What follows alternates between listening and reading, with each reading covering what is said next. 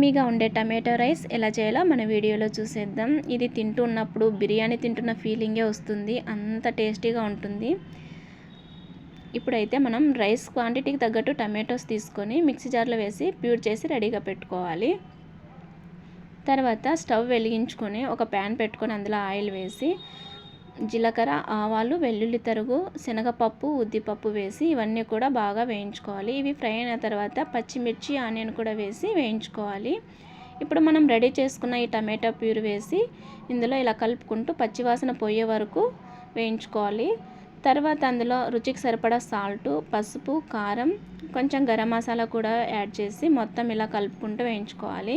అల్లం వెల్లుల్లి పేస్ట్ వేసుకున్న తర్వాత అది కూడా పచ్చివాసన పోయే వరకు వేయించుకొని కరివేపాకు కూడా వేసి అంతా కలుపుకొని రెడీగా పెట్టుకోవాలి. ఇప్పుడు రైస్ మనం ఇలా పొడిగా రెడీ చేసి పెట్టుకున్న తర్వాత ఇదంతా కూడా ఇందులో వేసి బాగా కలుపుకున్నామంటే మనకి టమాటో రైస్ రెడీ అయిపోతుంది.